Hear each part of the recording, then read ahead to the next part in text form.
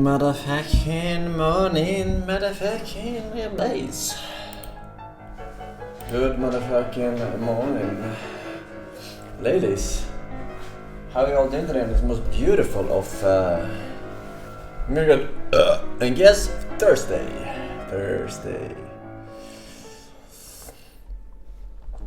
We're good, chilling, Gucci. Good. Pretty good.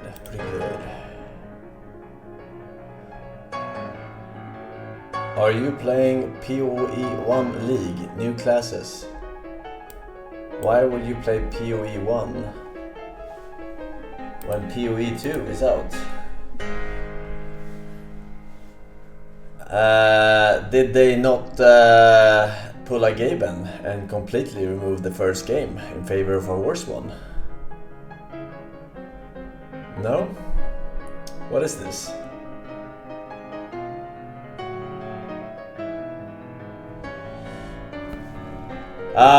Yeah, I mean, I only played PoE 1 for PoE 2 to catch up. I'm not really like... PoE 1 is fine, but yeah, it's just too many shitty game designs in that one compared to the second one. Even though the shittiest of them all is the fucking well. Holy fuck, man. That guy has to be fired. He probably got fired, I'll be honest. Flasks work in PoE 1 unlike PoE 2. Flask works in PoE 2 too. You just have to refill it manually in the fucking well every fucking time. PoE 1 just has a billion flasks with a billion different effects with no visual differentiation in the UI, just bad design. Billion fucking loot drops, bad design. They just like did everything right in PoE 2 in comparison. Everything that I complained about, they fixed for the better. Except for this fucking well. What were they thinking? What is that? What is that? Absolute retard. Like there's not a they can't even give me a single reason for it. Not a single reason. My god. You should reconsider Monster Hunter Wilds. MMO games aren't grinding until after the story, and they aren't MMOs. Yeah, I don't know, man. I think that Monster Hunter looks fine, but it's just like after playing all these Souls-likes, it just feels like a downgrade probably. It's just gonna feel like very bland, very casual. I think. If you were to play it in the other order, it would have been way better. If I would have started with Monster Hunter and then gone on to the Souls-like series, then yeah.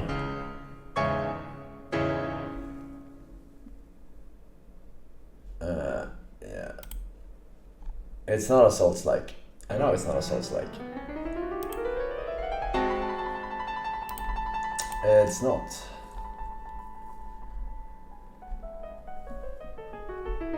Literally better combat than any Souls-like. I mean, I too like quick time events every now and then, but you know, I'll save it for the cinematic games, like God of War or Spider-Man, or you know what I mean.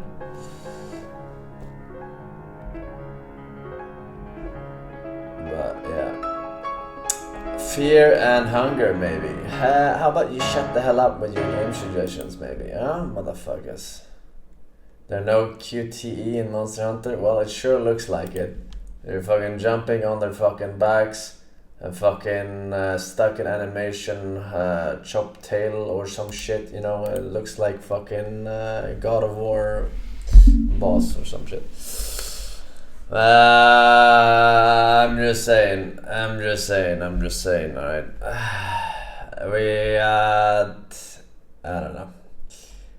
Yeah, I'm sure it's fine, but I'm sure it's a bit lackluster after playing the Souls-like series. Right? It's more like a co-op game. Cope more. New Dota patch, yeah, we heard yesterday. We heard.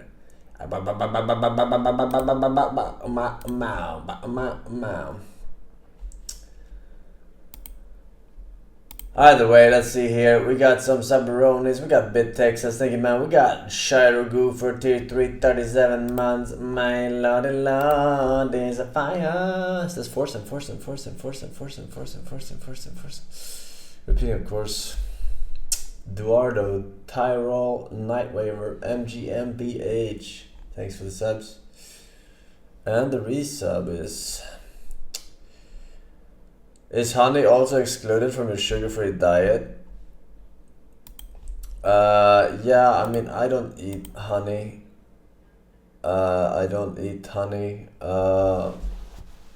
Regularly. I think Nina has baked with it a couple of times as a substitute. And it's fine, but at the end of the day, it's very concentrated in terms of sugar. So it depends on how you eat it, I guess. How you eat it. But no, I don't. Like, it's better, like, don't try to find like substitutes and shit. And just like let it go, man. Let it go, alright? Let it go. It's just easier for you. Trust me. You think you're making it easier by getting like lesser or alternative sources, but it's just not gonna make it easier. Cold turkey is the one way to rule any addiction. Cold turkey. There's nothing better. Mechabellum, big patch. I don't know what game that is, man. Unfortunately for you.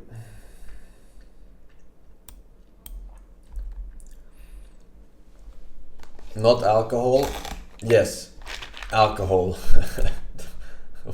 Definitely alcohol. Alright.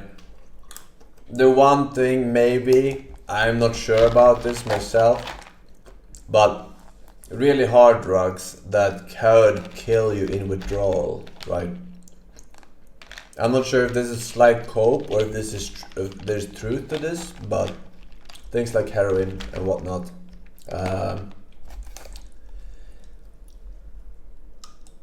Alcohol is not up there. Nah.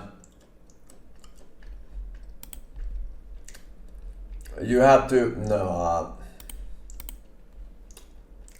I don't know, man. I've heard alcohol, but I just, nah, man.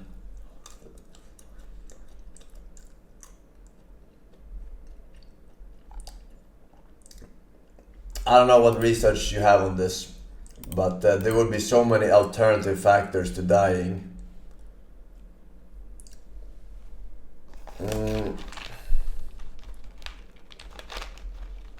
Alcohol it just takes a lot more time to reach that state, like years.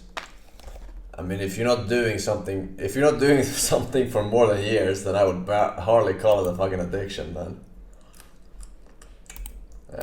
Come on. Most of those have fucking years. You play computer games for a year? That's not a fucking addiction, man. Come on. A year? You smoked for a year? Ah, come on, man. Just stop it. A year? Don't be silly. Come on. You fucking shut up heroin for a year? Ah, don't be silly. Alright. Have a coffee. Wake up.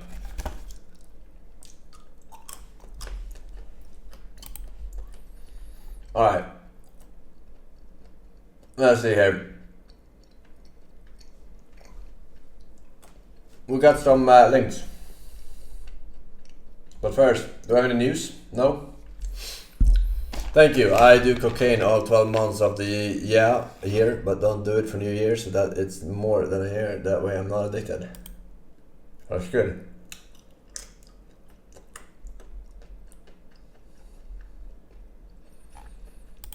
It's very good. Amazon have James Bond. It's over, bro. I haven't watched James Bond in like so fucking long, man. Like I think I've seen 2 Daniel Craig movies, or maybe 3. But I mean, after Pierce Brosnan, man, it was over. Don't you get it? I didn't even see Skyfall. I don't know if I saw Skyfall. I just know Skyfall. I probably did.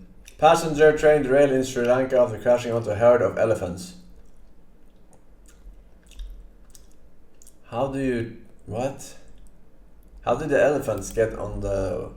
Do they have wild elephants just roaming the train station? Or the railways? I guess. Why wouldn't they have wild elephants?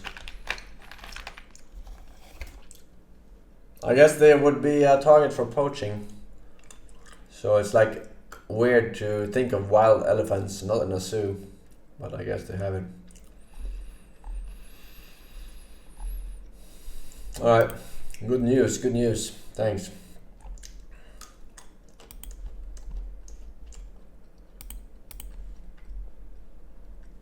I'll check out some links.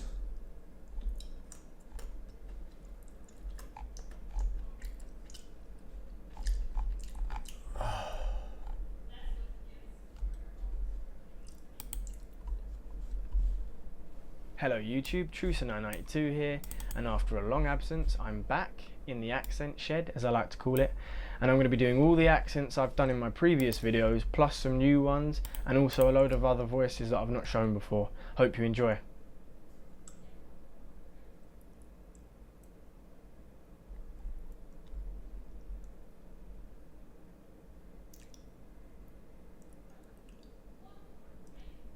So I was talking to this Russian bird in a pub the other night, right? And she was teaching me her language. I think I'm getting the hang of it now.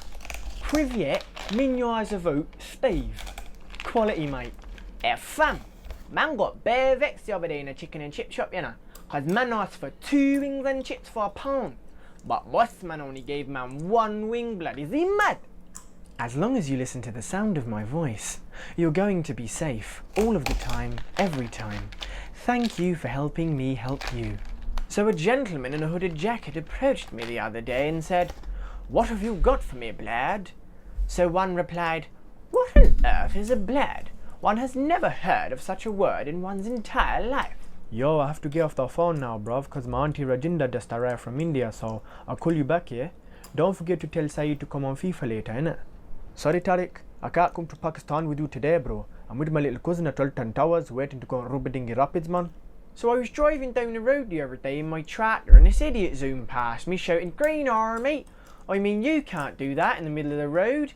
He almost hit another car. So I looked all up and down the country, and guess what I found? Nothing. Absolutely nothing. So I just gave up and went home. Hey up, what you lot doing up here? I thought I told you to go to shops and get me some grub. I'm bloody starving, and don't tell me you don't know where they are, because I told you other day. Mate, I'm absolutely gutted. My girlfriend left me, and no matter what I do, like, no matter how hard I try, she won't take me back. All I wanted for dinner was curry and chips, but now my oven's broke and I'm sad. It only took me about 18 minutes to find what I was looking for at 2:35 AM.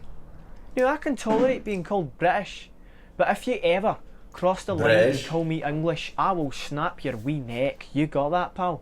Now let me tell you something. Plaid Cymru is the one true party of Wales, and in the UK general election, you should have voted for them. Now it's time to declare my favourite number. My favourite number is the number 2, and you better slow down with your food, mate. You're gonna choke now. Right, I don't think the Guardian's going to listen to your excuse about why you were driving up the motorway with a pint of Guinness in one hand and a bottle of Bombers in the other. How did you even steer? So I put a peanut butter jelly sandwich in the refrigerator, and I came back later and it had turned black. And I'm like, that's weird, man. Like, what the hell? What, you think I'm funny? Well, like a clown funny? Hey, relax. I'm just breaking your balls. Come on, sit down, have a cup of coffee. Whack him when he's not looking. There was once a time when we didn't have to worry about big critters coming into our yard, but now I think we got an infestation. Looks like we need to call Turtle Man. Hey there! Now I gotta tell y'all something about Marianne. She looks nice from behind, but when she turn around, she got a face like a can of dog food. Marianne, another beer, please. Hey, ho. Almost as good as me, wouldn't you say?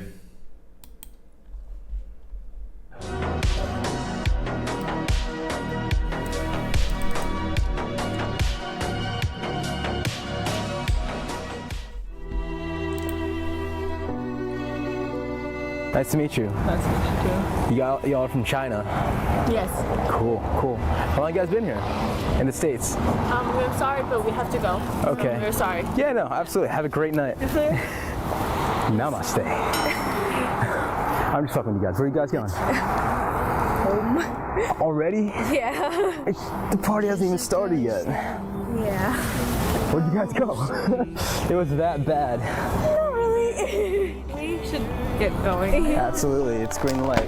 Excuse me, do you want to hear a story for a second? I was literally practicing my skills all day just so I can come over and say hi to you. That's it? Yeah, what's up? Oh, no, I'm not talking. I'm sorry. You're not allowed to. You're on the phone. Well, like, okay, well, I'll transition to this lady. You wouldn't believe what just happened. She rejected me. It's really sad. Can you believe that? We kind of locked eyes. I thought you were cute, so I wanted to say hi to you real quick before I left. You know. I hope you have a good day. Thanks for saying hi. Yeah, but can I like take you out or so? I have a boyfriend. But thank you. If you didn't have a boyfriend, you would let me take you out. No, probably not. Damn, I'm ugly. You think I'm ugly? I don't think you're ugly. Hey, excuse me? Do you know where I can find Hefner Hall? Yeah, you know what? Can I just have your number? Bro. Oh my god, that was funny.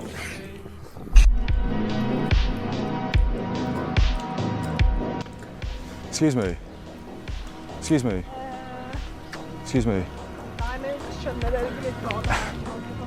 Wow, it was fucking rough. Hey, how you doing? Do you speak English? Yeah? Perfect.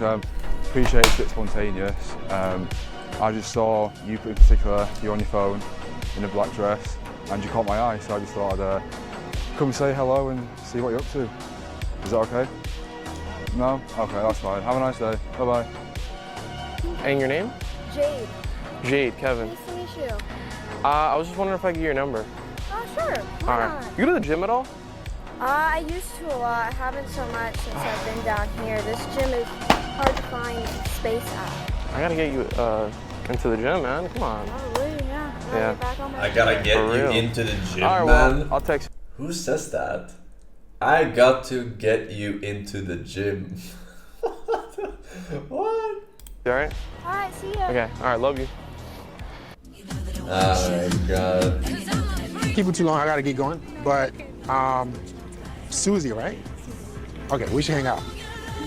Yeah? I'm in town for more days. Don't got a lot going on, so. Okay, I'm gonna get your number. Okay. Cool.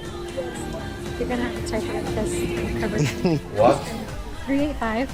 I'm gonna shoot you a text. All right, well, thank you. Nice meeting you. All right, bye. Gonna grab a coffee or a tea or some Why shit. you but I stop was telling the walking guy and who actually I don't has the know, mic cute girl instead caught of my the eye. girl? I was like, I gotta at least say what's up. Use WhatsApp or iMessage or what? Yeah, what's up? I'm not going out like that. I was gonna say if you weren't doing anything, we could get like a drink or a bite to eat, but like. It was nice to meet you, Kyle. Mwah. Rate me and my friend here 1 through 10. We're trying to get some harsh criticism tonight. A 10. Yeah. A 10.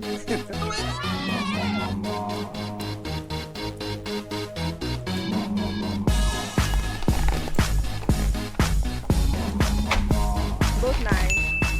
Both 9? Yeah. I'm gonna give you a 9. I wanna hold them like they do in Texas, please.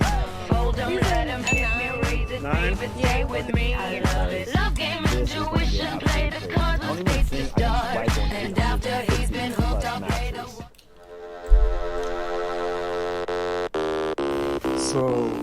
my new girlfriend. No, yes, I am your boyfriend. Oh, really? Oh shit.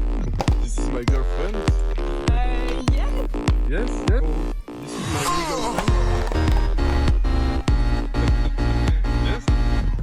No? My girlfriend? So this is my girlfriend? Give me a kiss.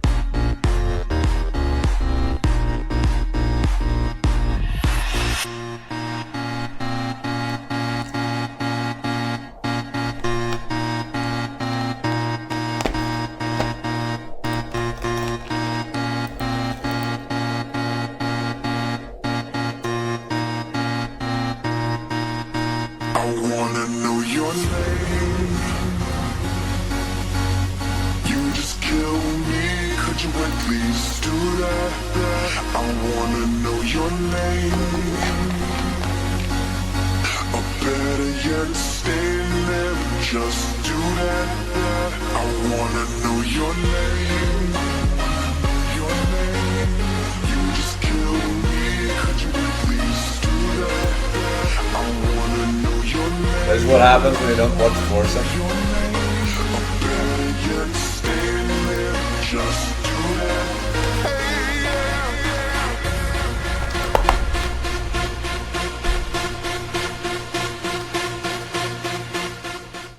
True. I never watched Forsen one day of my life.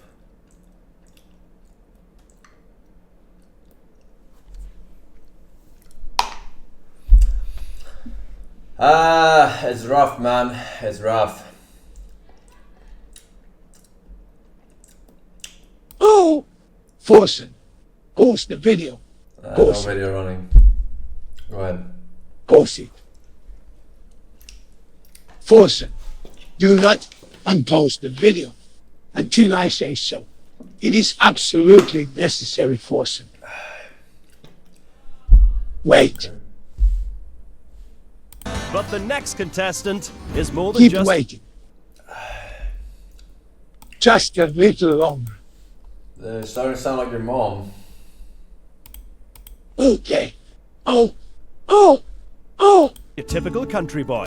I'm Dylan Lawson, I'm 18. What's your name? Dylan. Dylan? Yeah. Where you from, Dylan? Kentucky. I live like out in the boondocks kinda. Out in the boondocks, you don't say. I love playing music, man. It runs through my family, I guess. That's why I'm here. Mars Bro thing with tier 2, 5. What would winning the X Factor mean to you? It's not really winning it, it's going on, progressing with the future of music. I've sold my truck, took that money with my truck to come here and audition, and I've done everything I've set my mind out to do. And now here I am. You know, you only got one shot, and you better make do of it. The very best of luck, you're going to be You fantastic. only have one shot. When I get up in front of Simon, in front of the world, I'm going to demolish him. Demolish my abs.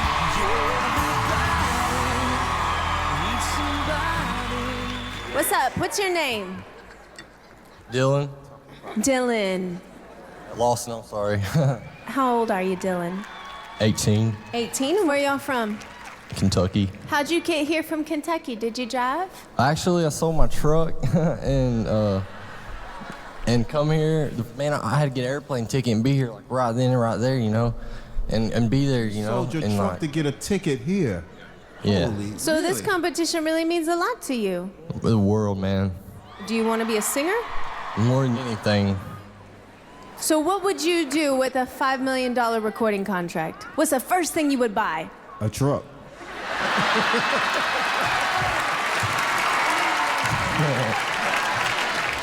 Makes sense. Okay, Dylan.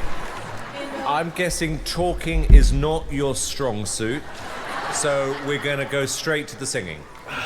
Why? You made a joke.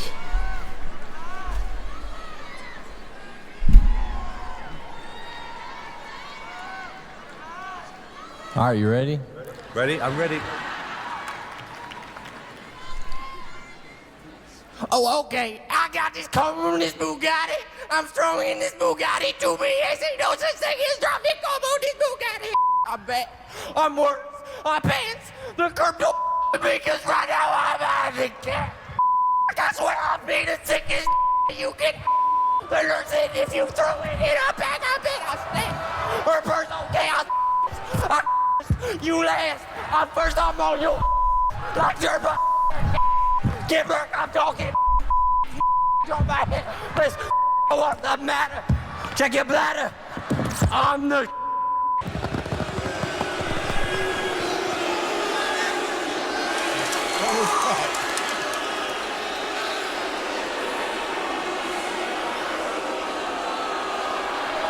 Dylan? Dylan? Dylan? Dylan, that was horrible. I think it's time for you to leave the stage. I've lost the sponge. It's right there. It doesn't matter about the sponge. It's right here. Dylan. It doesn't matter about the stupid sponge, Paula.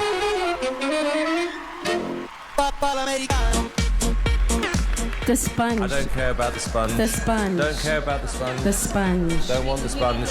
The Don't want the sponge. He's extraordinary. You really think so? Yeah, I've never seen anything like it. He sold his truck to do that? Wow. That's insane.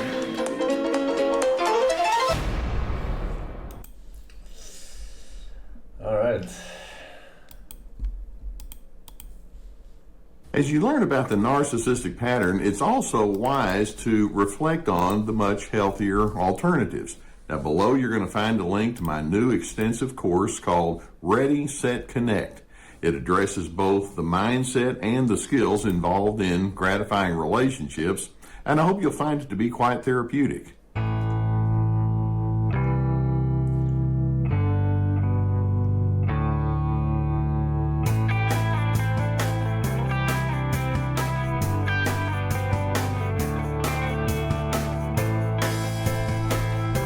Why does there a bunch of random people in his intro? Not just random people, but the same clips.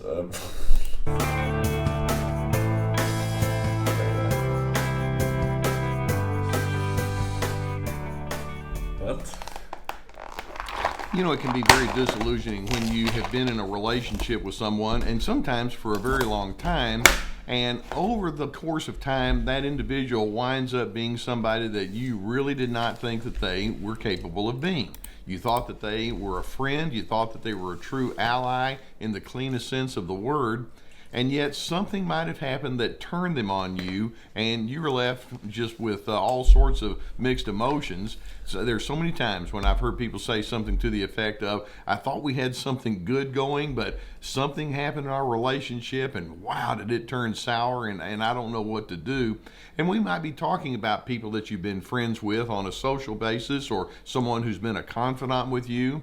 It might be someone that you've met at work and you just gelled real well with them, or it may be that person you were married to, or you've lived with, or somebody that has been in the same organization or social circumstances with you, on teams with you, or choirs and sports organizations, things like that.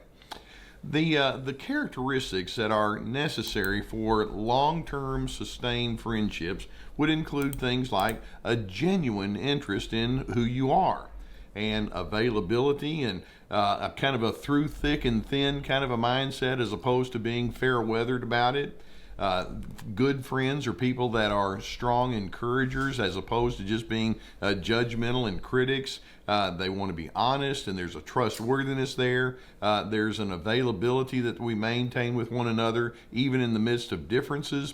And when you look at that, those are not ingredients that are common with narcissists. Now, covert narcissists in particular can give the appearance of being that way, but over time, the truth will rise to the surface, and that narcissistic bent can show up. Now, I want to give you some illustrations of what I'm talking about, and then I want to talk with you about what happens on the inside of a narcissist that causes them to just not have true and real friendships. But as an example, I remember one person saying, I was told by a mutual acquaintance that a person that I thought was my closest friend was actually mocking me behind my back based on a mistake or a difficulty that I'd had.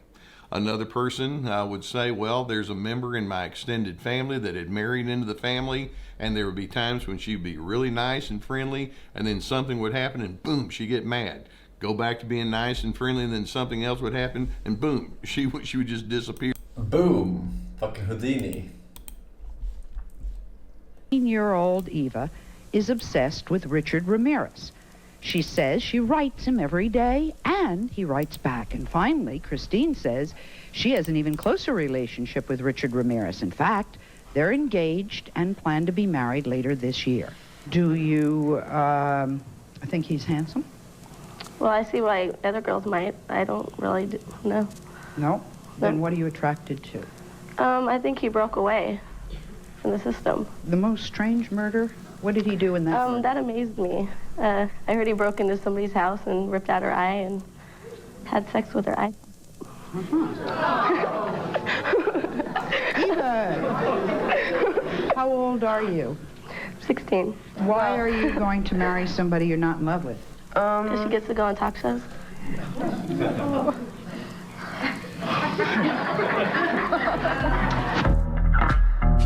Intense sex.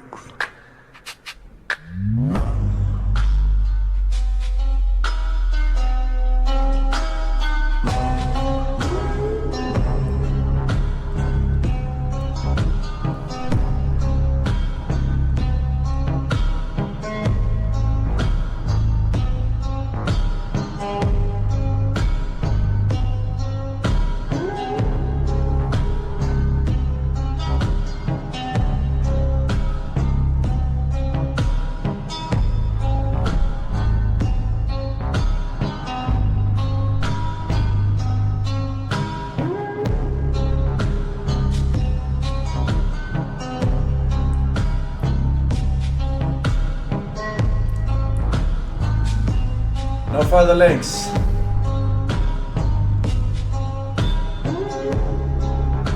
I see what you're doing, man. How can you have? You're trying to sneak in a lot of silent links, non-TTS, so I don't notice, and I didn't notice, but now I notice. No further links. I look beyond that. Ramirez was showered with love letters. Many of them included intimate photos. Some admirers went as far as to ask Ramirez to mail them his semen so that they would have his baby. Yeah, that's a gay dude. Oldest trick in the book.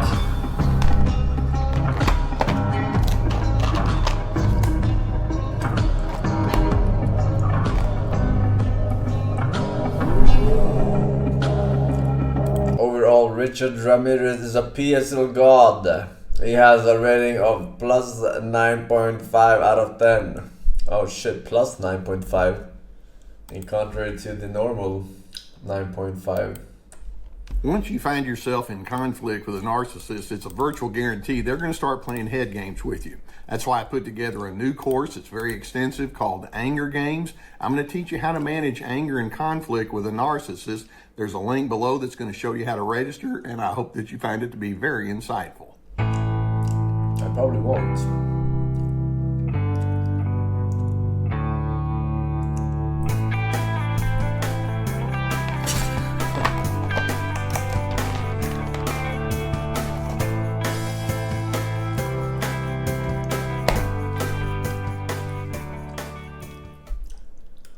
Okay, today let's talk about the subject of narcissism and stupidity.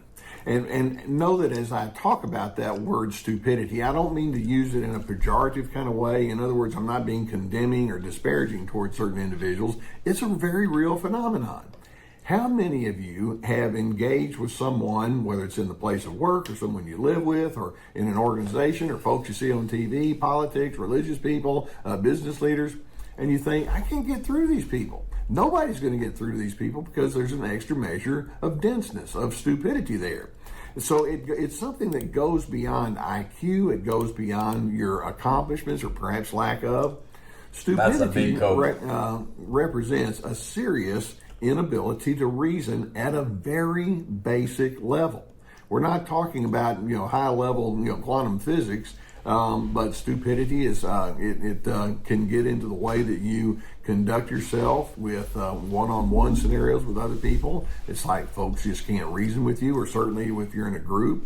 Stupidity is shown to be very dangerous when it's with a person who's trying to find a place of power and dominance. That's a really bad combination.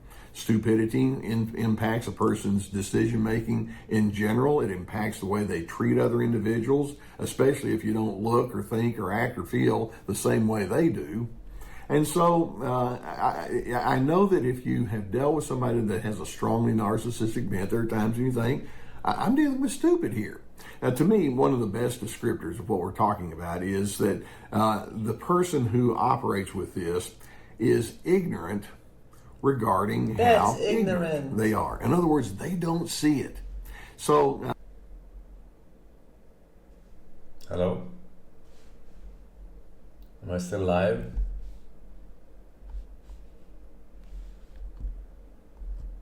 It's not 5G, bro. Can baby rage 1, 2, 3?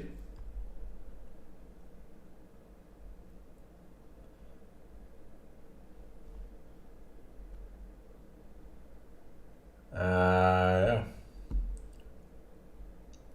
I pulled the plug. I'm still here. It was just the video. If you have ongoing exposure to controlling people, it's a virtual certainty that you're going to experience blurry boundaries, which is why I've created the extensive online course called This Is Me, Establishing Boundaries with the Controllers in Your Life.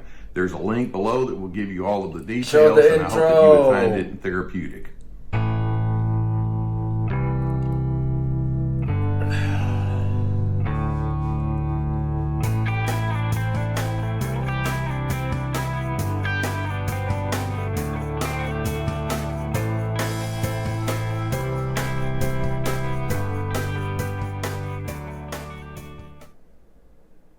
As many of you know, I spent over 40 years in the therapy office listening to people bring some pretty difficult stories. At the top of the list are stories of abuse that individuals have had to endure from narcissistic individuals who can be emotionally, mentally, physically, psychologically abusive. They want to strip you of who you are. They want to fill you with who they are. If you've been exposed to something like that, particularly over a period of time, and this could be in your history, your adult life, or people that you've worked with, or extended family, or other kind of scenarios, there are two things that we can say with pretty strong certainty. One is you're going to be wounded by that individual. In other words, you're going to carry a certain number of scars, if you will, on the inside. And then number two, those wounds and those scars are not going to disappear overnight. They tend to be very slow in going away. Now, you can make some strong progress, but it's going to be something that you're going to have to be patient with yourself on. It'll take some time, but it can be done. My heart goes out to you if this is something that you had to put up with. Now, the first thing I want to do as we get into our discussion today is I want to kind of go through some of the mindset and some of the only light at the end of the tunnel is that you guys have to put up with it too. Abuse onto you. Sometimes you walk away thinking, am I making this stuff up? Or can my own perceptions be trusted? Because they can cause you to feel so uncertain about yourself. That's their gaslighting, by the way. First and foremost, abusive narcissists, their number one goal is to establish not just control, but a power differential. They want there to be no question at all about who's in charge, and it's not you. And so they can come on very strong, very overbearing, and they'll remind you over and over, you are not to be trusted with major decisions. I do the thinking around here. Now, beyond that, they'll bring much criticism toward you. I mean, you've probably just felt like, I can't do anything right. And they'll pepper you with things that you've done wrong, whether it's strong, a little bit of nitpicking or strong condemnation of decisions you've made. Their anger is just one false move away from being triggered. If you say the wrong thing or do the wrong thing or give the wrong look, here it comes. And sometimes it can be very harsh. Sometimes it can be very threatening, and it can be very painful on many different levels. In addition, the narcissist tends to use a lot of... Once you find yourself in conflict with a narcissist, it's a virtual guarantee they're going to start playing head games with you. That's why I put together a new course. It's very extensive called Anger Games. I'm going to teach you how to manage anger and conflict with a narcissist. There's a link below that's going to show you how to register. And I hope that you find it to be very insightful.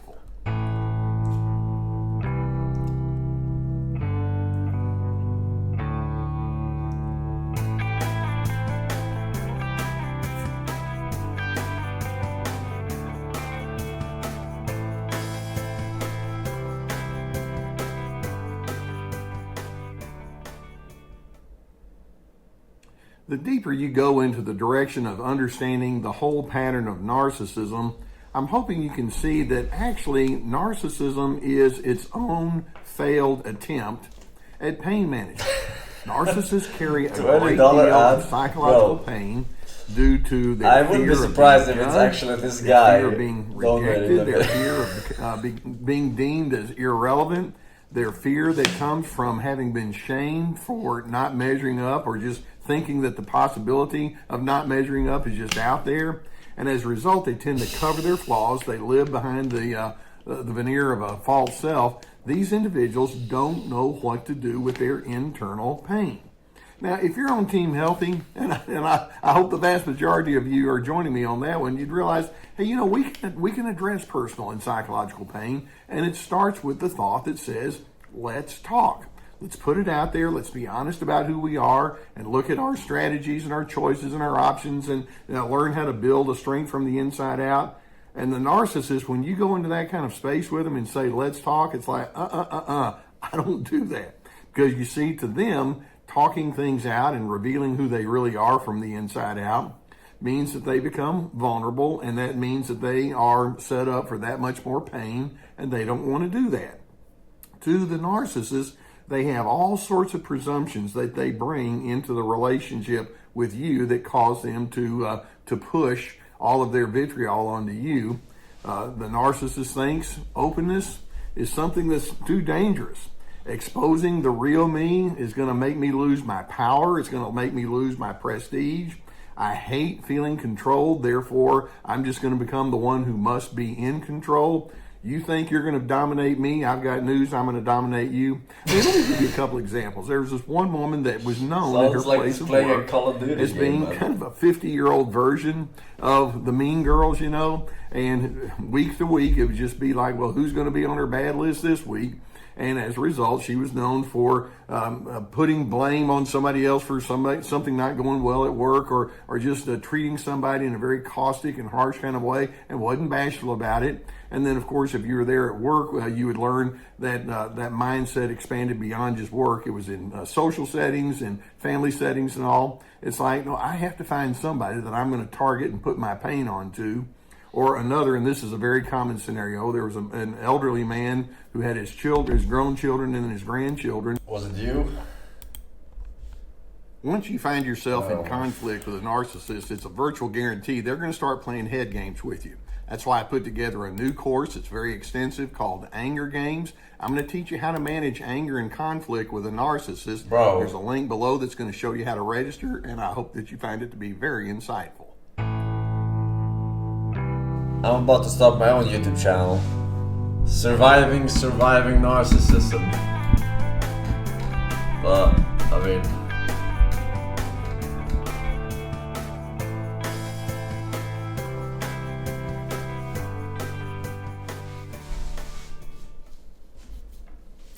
I'm going to begin today by asking you a question that's going to have a pretty obvious answer to it. Okay. And that is, the more you engage with that strongly narcissistic person, do you notice that that individual just has a lot of control issues? They want to control who you are. They want to control the opinions you have. They want to control your priorities, the plans you make, the interpretations you have about life, and how you manage procedures. Does that ever happen to you when you're engaging with that narcissist? And it's kind of like asking, well, do bees sting or do birds fly? I mean, it's obvious. It's built into their nature. It's part of what narcissism is all about. Now, I'd like to ask another question, and this is coming back to who you are, and that is, do you ever find yourself getting swept into what I would refer a counter-control style of interaction with them? In other words, do you sometimes, unsuccessfully I might add, go in there and try to argue your point? Are you sometimes pleading and insistent with them about how they need to cut it out? Do you try to point out their illogic? Do you become stubborn? Do you become overly cautious and calculated in the way that you present yourself? Those would be your evidences of saying that you're now in a counterflow, control, counter-control. And I want you to notice something. None of that works. It doesn't help you at all in building a good relationship. You're not satisfied from the inside out. And of course, the narcissist is going to remain dysregulated, as they are prone to be anyway. Now, I want to talk with you about a very odd way of you trying to find control when you're with that narcissist. And that's, you know how you were in elementary school and you started doing your first reports on things, and you went to Wikipedia or the book, and you had to kind of rewrite the sentences in your own words, so I won't. So that you don't copy paste. That seems kind of like an odd way of this guy is the master of doing that with the same sentence. He has literally hundreds of videos on one fucking word, narcissism. You can't control this guy is the giga expert at rewriting the same Wikipedia fucking sentence 100 times over. Control their pathological bent. It's honestly impressive. Their emotional irregularities. And you can say, that's how I'm going to be in control, by saying, I can't control you, so I won't. And my answer is right.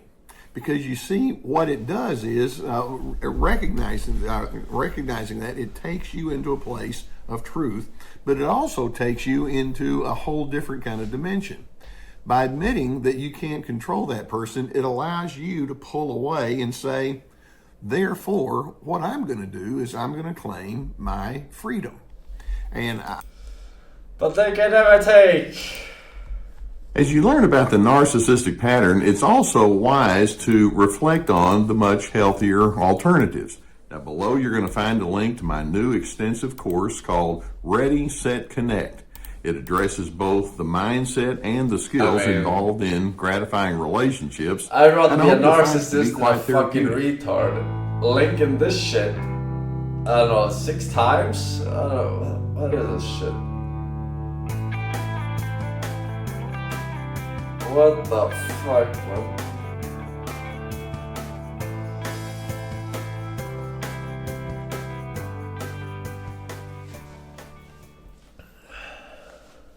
Let's keep in mind that narcissists don't always play their hand right up front.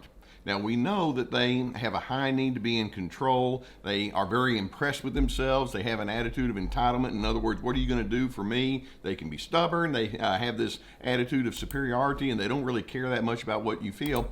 But they don't necessarily let you know right up front, yeah, that's where I'm coming from, so be prepared. Many times they can come across as friendly and helpful, and they really want to know you, when in fact they're setting you up for who knows what their schemes might be. Now, as I watch individuals and I'm trying to determine what I'm dealing with, there's one characteristic, there's one pattern that tends to step forward in virtually every single one of these cases, where a person is trying to present themselves well, but there's something else going on behind the scene. And that one trait is persuasive communication. I want you to think, how many times have you been with that person that you now know to be narcissistic?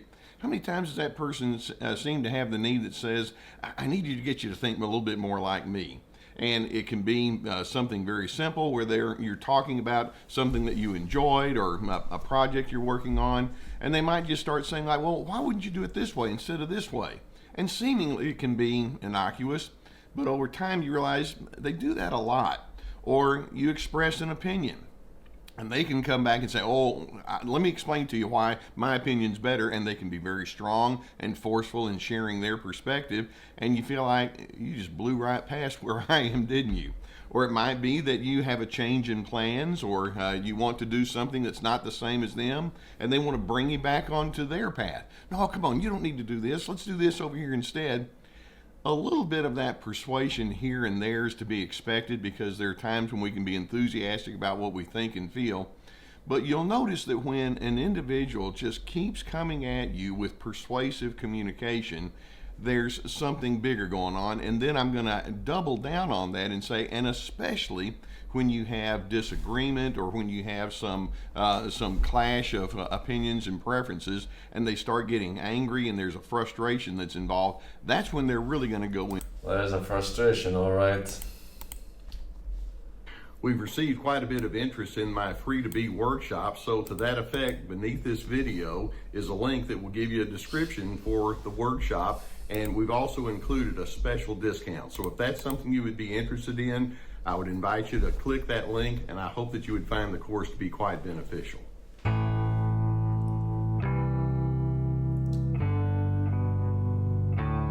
Petardia, 70 Twix. Jesus, not again. Thank you for the 100 months. Minus 500 aware. Well, at least you're not this guy. You got some value at least.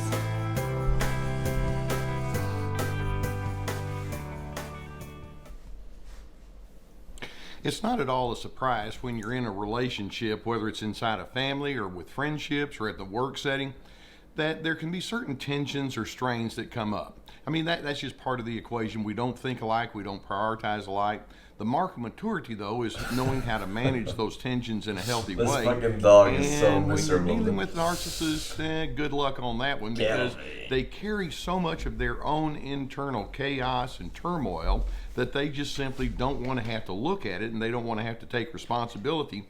So what they'll do is they'll take the turmoil that they can generate and flip it around onto you, and then somehow their turmoil, which then creates frustrations in you, then comes with a certain amount of expectation that they have toward you. Now let me see if I can help you unravel this. Let me give you a few examples of how this can work. Let's suppose that a narcissist has a temper tantrum. They're in a rage, or they're angry and they're harsh.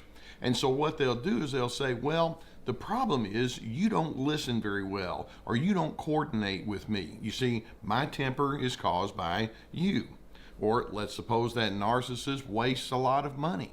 And so then they'll flip that around. Instead of taking responsibility, they'll say, well, this would never happen if you weren't so tight-fisted. You're always monitoring every penny that I ever spend, and somehow it becomes your fault.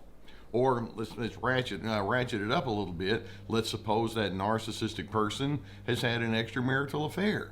And so, they may say, okay, I shouldn't have done that, but eventually they'll let you know, well, the reason that happened is because you are not loving enough, or you're not caring enough, or you don't understand me like other people do and how I deserve.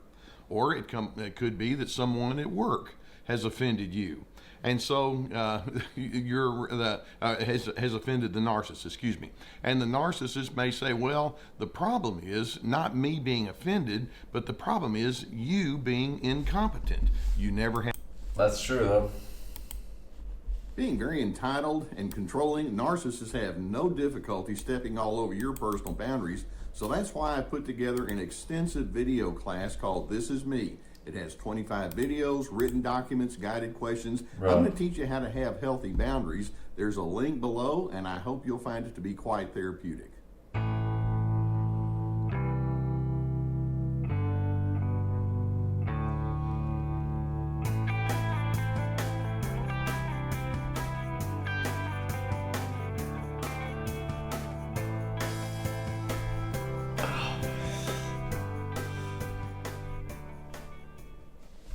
One is this guy. When we talk about the pattern of narcissism, we have what the textbooks will tell us, and narcissism is defined by a lot of selfishness and entitlement. They have a low level of empathy toward you. They want to be in control. They feel superior. They operate with the false self intact. Those are some of the things that you're going to see that are part of the actual defining features of narcissism. But then as we go a little bit further, there are quite a few other adjectives that we could use that would also be off-label in the way that we describe these individuals. And these would include words like stubbornness or closed-minded or argumentative or impatient. But I suppose if there was one off-label descriptor of narcissism that, to me anyway, illustrates why they're so difficult, it would be the description of intolerance. Narcissists are very unwilling to accept individuals who have beliefs or preferences or interpretations of life that simply don't agree with them. So when I say intolerance, what I'm saying is there's a strong is that you, Chad? Right, you must agree with me, kind of a mindset that they bring. And then taking it a little bit further, as I zero in on this, there are actually two different people that narcissists can be most intolerant toward. And I want you to think about where you are as part of this. Narcissists, number one, can be highly intolerant toward any person who represents diversity.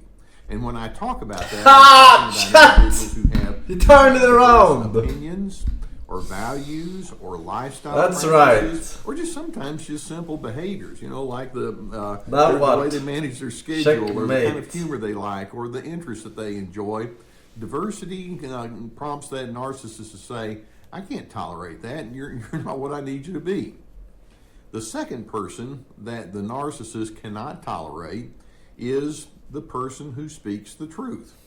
There are times when someone may step up to them and say, you're in error. You can't tolerate me. Or you have because I speak the truth. They're trying to speak honestly with you, or you're being insensitive, or I don't like being treated in a bullying kind of fashion. In other words, when someone comes along and speaks truth and says there's something wrong here that needs to be corrected, it's like, I don't tolerate that one either. I'm going to break these two down for you and see if we can get a fuller understanding of that. And then actually what I'm going to do is I'm going to add a third person that the narcissist cannot tolerate. We'll get there in just a few minutes. Let's take a look at that first. Then why don't you title your video that? Person who lives in diversity from the narcissist. You see, that's what fucking this YouTube, reveals is that when you come along and you show yourself to be different, not correct, not incorrect necessarily, but just different, narcissists carry on the inside of them an inability or an unwillingness to empathize. Rather than approaching you in your diverse beliefs and opinions and preferences, etc., rather than approaching you thinking, I could probably learn something here, or there's something going on in your life that's not consistent with mine. What's that all about? In their mind, they're thinking, why would I want to understand you? I mean, if you're not in my club, if you don't think or act or believe or behave as I do, then I have no use for you. And it illustrates that narcissists are strongly transactional in the way that they engage. They don't really need to know you as a human being. They want to know you as far as your utility goes. You know, somebody that can prop up their biases, etc. Your diversity reveals I don't have any need to show empathy. In addition, when they illustrate that they cannot tolerate the individual who's too diverse from them, it also illustrates that they're unable to accept somebody who requires them to get outside of their comfort zone. It's like, no, that requires too much work. If you think differently, if you prioritize differently, that means that I'm going to have to think carefully about who you are, and narcissists operate with what I refer to as psychological laziness. Psychological laziness. Yes. Don't believe in God. Psychological laziness. True. I'm too lazy to listen to you yap. Alright, boys. We're done, so no further links, Your Honor. No further links. Thank God this is over. Alright. Alright, so today, same recipe as yesterday. We'll do some placement matches and some little games. Pretty much what's on the menu, I would say. Some little games, minuscule games.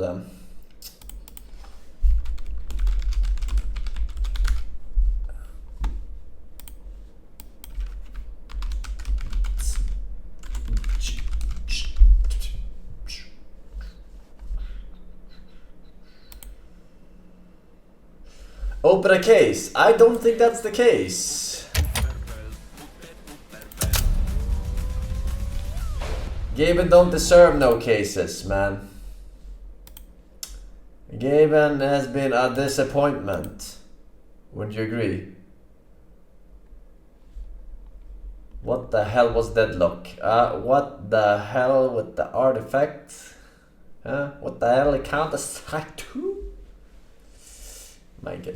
Hey, 2 years on Mr. Desure. Thank you, man. Enjoy your new badge. This is good. Good. Orius, etc. Shire Goofer with the